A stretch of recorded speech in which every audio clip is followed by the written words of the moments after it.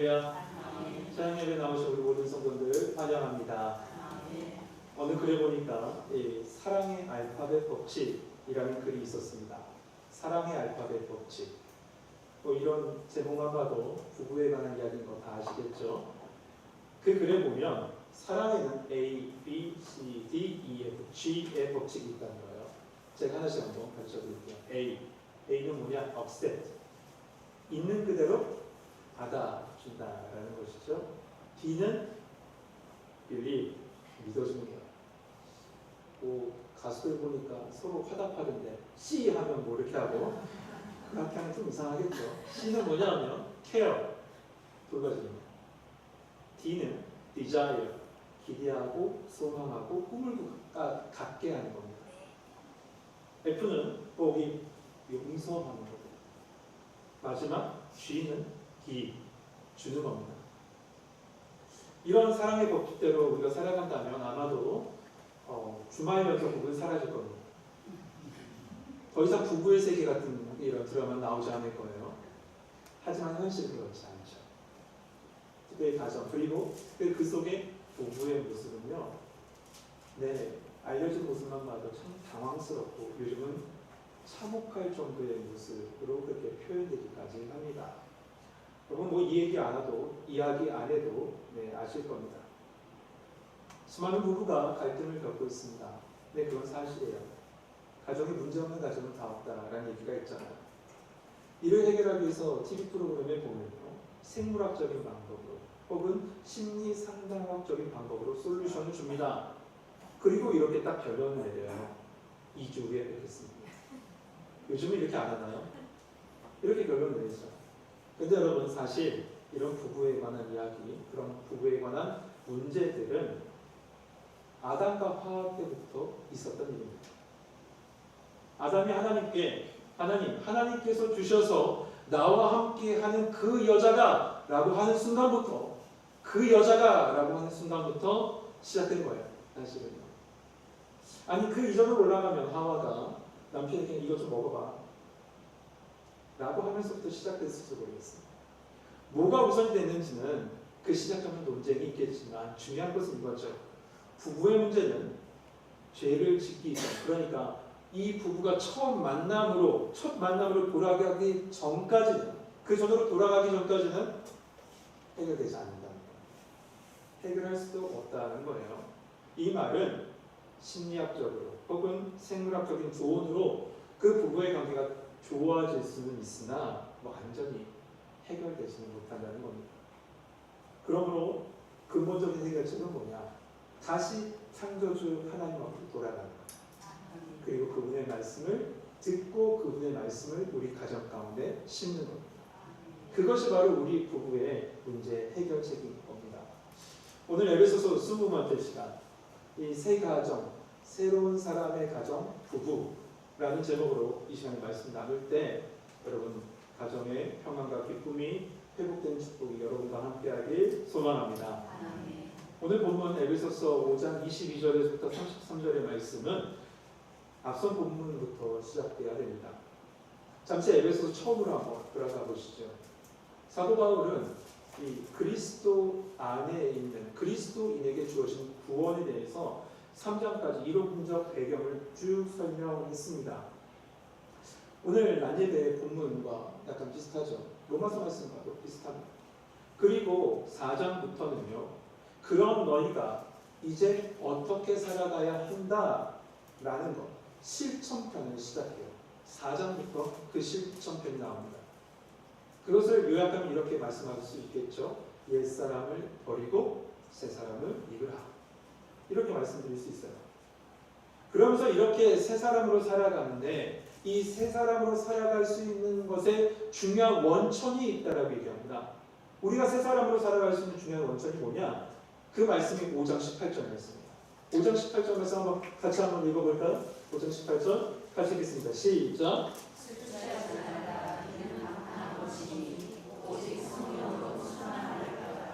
아멘. 맞습니다.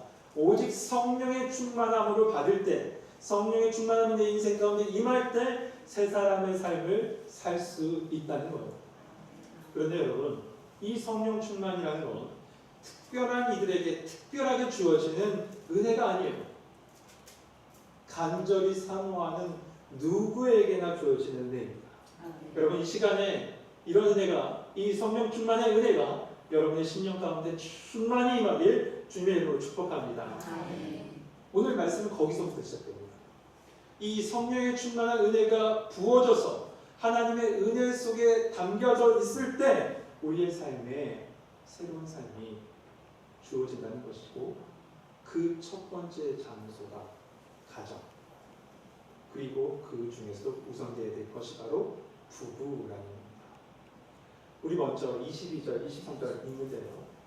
이 부분은 우리 여성들만 한번 읽어볼까요? 우리 여성 성도님들만 같이 한번 읽어보겠습니다. 시작. 아내들여 자기 남편에게 복종하기를 주께 하라. 듣는 남편이 아내의 머리이니 그리스도께서 그의 머리임과 같으니 그가 바로 몸의 주시니라. 여러분 오늘 말씀을 보실 때요, 주의할 것이 있습니다. 말씀을 들으시면서 꼭 옆에 있는 남편이나 아내를 손가락으로 찌르는 분이 계시는데 그러지 마시고요. 또 혼자 오셨더라도 속으로 아이고 이 화상 들어야 되는데 생각하시면 말씀 못 받습니다. 그러지 마시고요. 남의 문이, 다른 사람의, 내 남편과 아내의 문이 열려지길 바라지 마시고요. 나의 마음 문이 열려지길 바라셔서 여러분의 가정이 하나 되게 하시는 그 하나님 앞에 서서 하나님의 말씀을 청종하시는 시간 되길 소망합니다.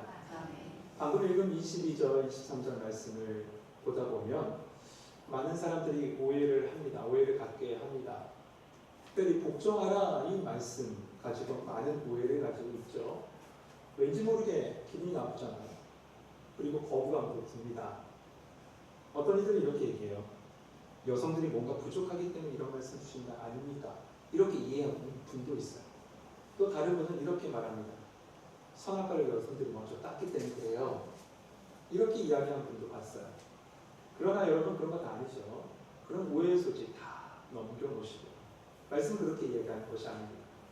성경 전체에서 그 어떤 것도 여성이 남성보다 부족하다, 남성이 여성보다 우월하다 이렇게 얘기하는 부분은 한 부분도 없어요. 도리어 믿음의 여성들이 세워지는 모습 여러분 많이 보셨죠. 빌립보 교회 루디안, 드보라 선지자, 에스더 같은 믿음의 사람들 많이 세워지지 않았습니까? 그렇기 때문에 오늘 말씀도요, 여성이 열등하기 때문에 남성에게 복종하라 이런 말씀 절대적으로 아닙니다. 지금 에베소서의 말씀은, 이 말씀은 주님을 경외하는 것과 아주 밀접하게 관련이 있어서 그 말씀 때문에 그 안에서 복종하라라는 것이에요.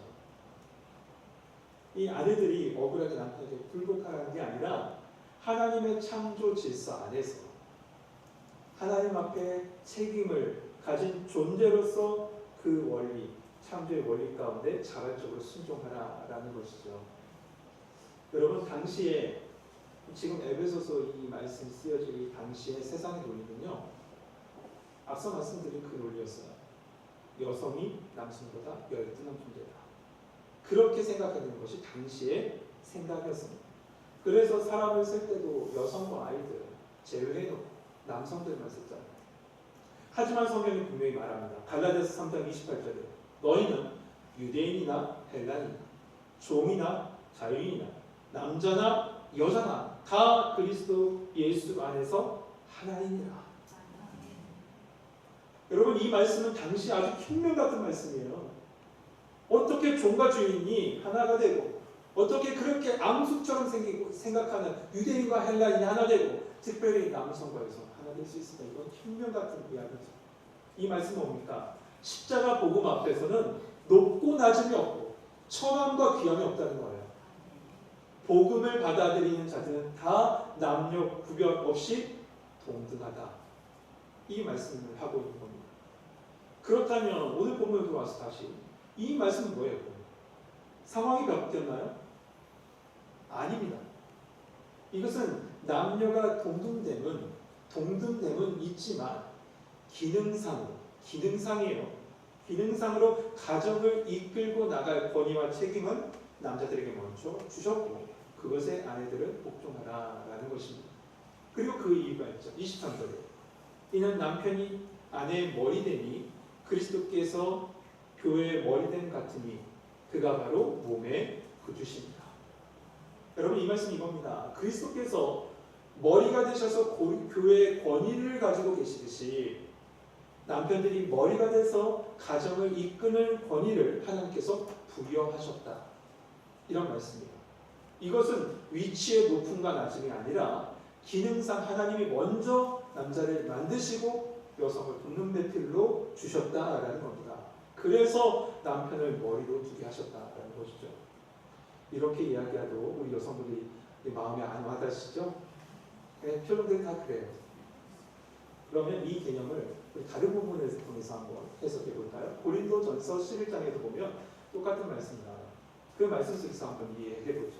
11장 3절 말씀 이었습니다. 각 남자의 머리는 그리스도요, 여자의 머리는 남자요, 그리스도의 머리는 하나님이시니라. 여러분, 예수님과 하나님과의 관계를 보면 이 아내와 남편의 관계를 알 수 있다는 거예요. 예수님께서 이 땅에 오셔서요, 하나님을 뭐라고 불렀냐면 아버지라고 불렀습니다. 맞죠? 그런데 때로는 말씀 가운데 이렇게 말씀하셨어요. 아버지와 나는 하나다. 이라고 말씀하셨어요.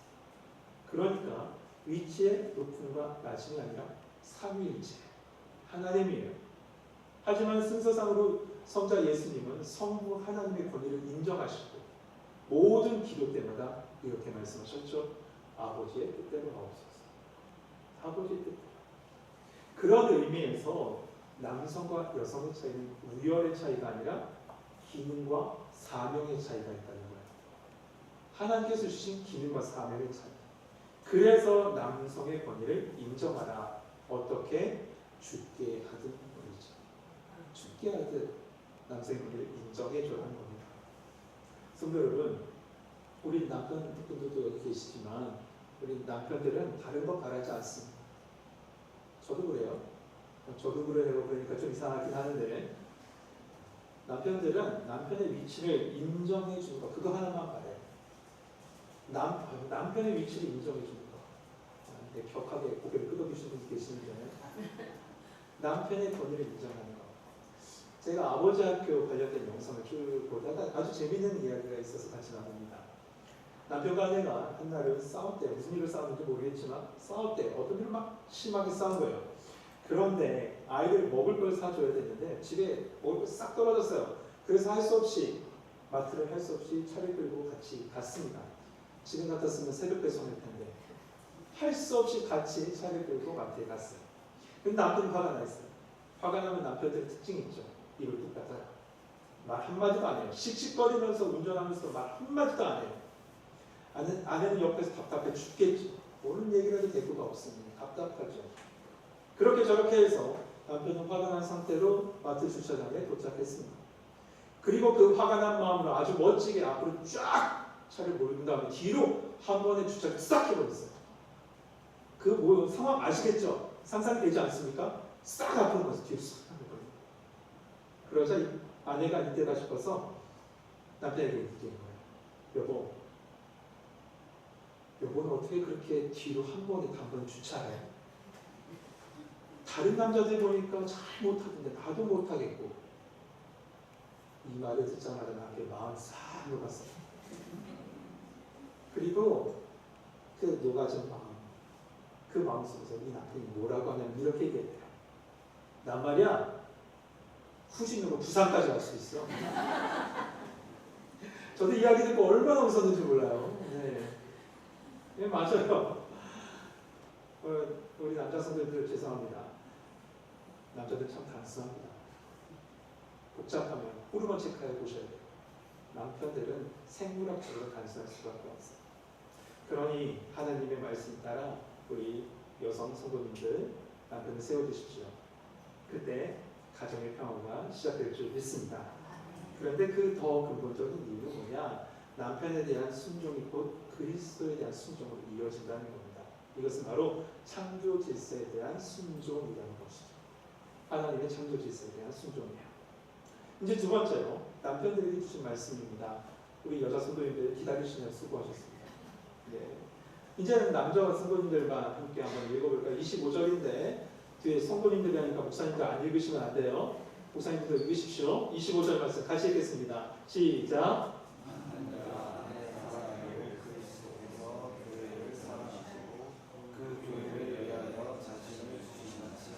아, 네. 역시 제가 목소리가 적을 줄 알았습니다. 여러분, 이 말씀을 듣는 에베소 교회 성도들 한번 생각해 보시겠어요? 당시에 앞서도 말씀드렸지만 남편들에게 있어서 아내란 존재는 사랑하는 존재가 아니었습니다. 다스리고 통제하는 존재였습니다. 그게 당시 상황이었습니다. 그런데 오늘 말씀이 뭐라고 합니까? 남편들에게 아내를 사랑하라고. 사랑하라고? 그것도 지금 에베소 교회 성도들이라면 예수님을 믿는 사람들이잖아요. 그러니까 예수님의 십자가 은혜, 그 사랑을 다 아는 사람들이에요. 그런데 그 사랑의 크기가 어느 정도냐면 그리스도께서 교회를 사랑하신 것 같이 하래요. 이 말은 그리스도께서 교회를 위하여 자기의 목숨을 내어주는 것 같이 사랑하라는 거예요. 여러분 오늘 말씀 자세히 보면요, 아내에 대한 의무보다 남편에 대한 의무가 더 많은 지면을 할애하고 있음을 볼 수 있습니다. 그만큼 중요하다는 거겠죠.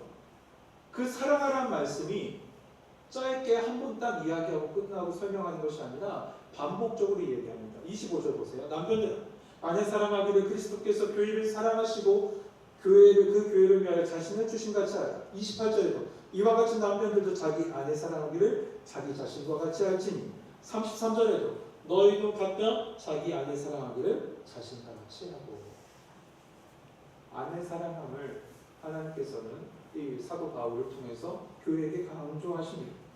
그러므로 이 남편된 우리 성도 여러분, 이 말씀을 그러려니 또 이 부분이구나 하고 듣지 마시고 이 말씀을 이렇게 들으십시오. 주님이 교회를 위하여 자기 목숨을 내어주는 사랑으로 사랑하라. 이 말씀을 들으셔야 돼요.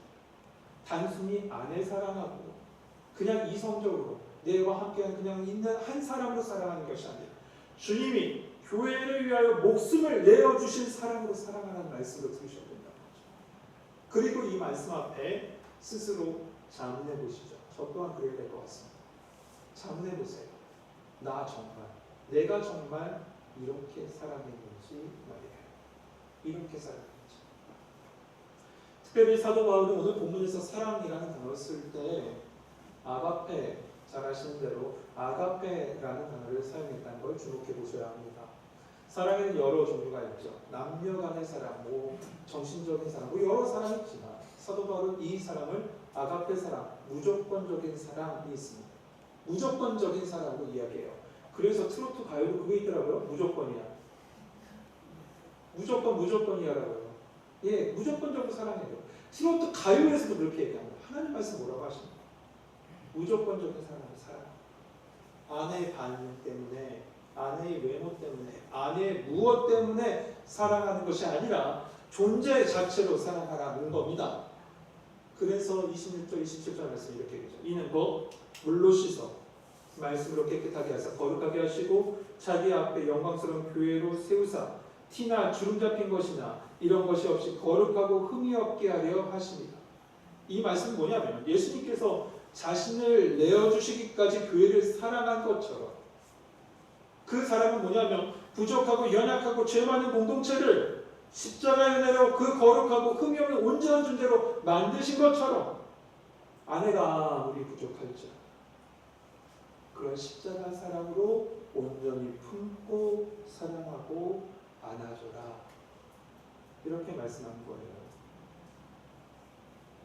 내가 원하는 대로 되지 않는다고, 완전하지 않는다고 사랑을 등한시하는 것이 아니라 정말 완전함으로 사랑하라라는 것이죠. 사랑하는 성도 여러분, 하나님의 은혜로 새 사람을 입은 자들은요, 나의 아내를 그리고 나의 남편을 하나님의 시선으로 보셔야 돼요. 하나님의 창조의 시선으로 바라볼 수 있어요. 그 십자가 은혜로 서로를 바라볼 때 하나님의 사랑과 하나님의 계획하심이 우리 부부 가운데 있는 그 하나님의 사랑, 하나님의 계획하심을 여러분 보게 될 줄 믿습니다. 여러분 그런 은혜가 우리 교회에 속한 모든 가정들 가운데